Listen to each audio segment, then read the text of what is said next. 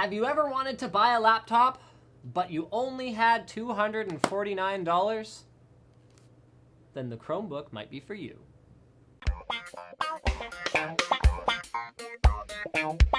Now physically, the Series 3 Chromebook I have here in front of me might not seem that different from other Samsung notebooks. It's available in up to a Series 5, so that one's going to have an Intel processor, it's going to have higher end specs overall, better screen, all that kind of stuff. But this one right here is a value-oriented option, so it looks like a Samsung notebook. It has a Samsung logo on the front, boom.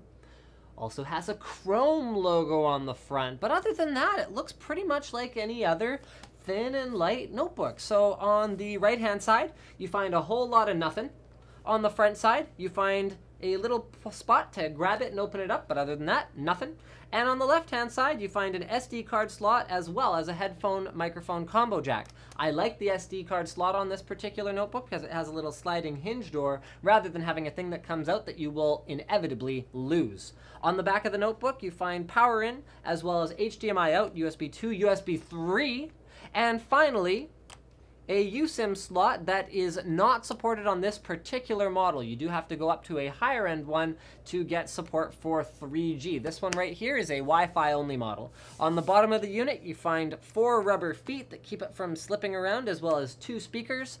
And on the top, sort of, we already looked at the top, but don't worry about it, there is a hinge that actually protrudes from the top of the notebook, giving it pretty good overall ruggedness and sturdiness compared to the kind of hinge design that would have to be flush with this notebook, especially for an inexpensive option like this.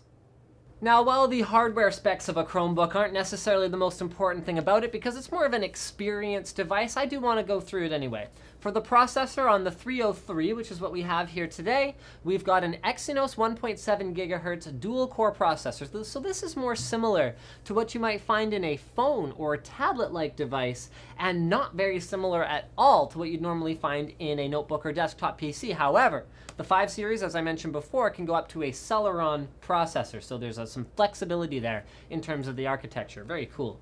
It's got 2 gigs of low-power DDR3 memory, as well as 16 gigs of eMMC storage. So eMMC is kind of like SSD, but a little bit lower end compared to SSD.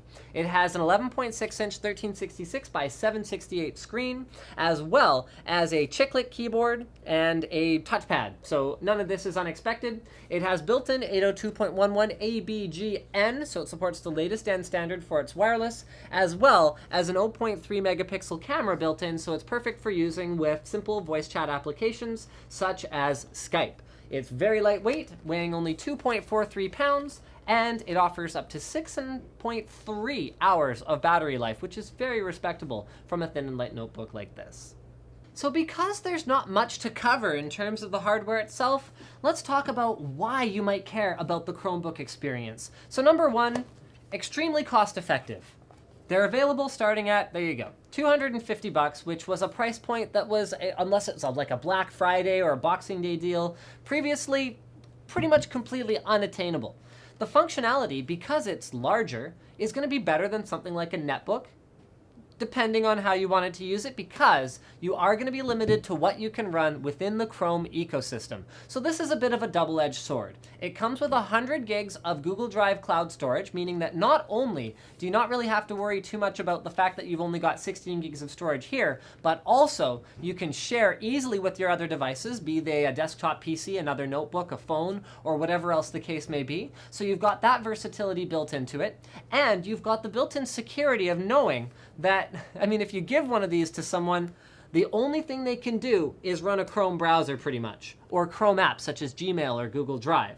That means it has inherent security. It automatically updates, and they can't screw it up. So if you gave this to someone that you don't really trust to use a regular computer because they don't know how to click, no, I don't want that bloatware that comes with the other thing that spies on me, then a Chromebook does have that built-in advantage to it as well.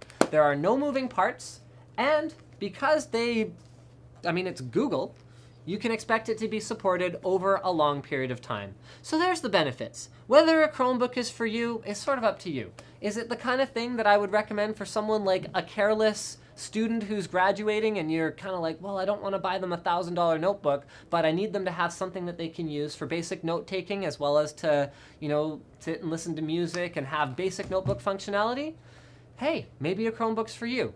If you're a more advanced user and something like Google Drive's word processing and spreadsheet applications aren't going to be enough for you and you need the full Microsoft Office suite, then a Chromebook isn't going to meet your needs, because without some pretty serious hacking and only on some of the models, you're going to be running Chrome OS, and that's pretty much it.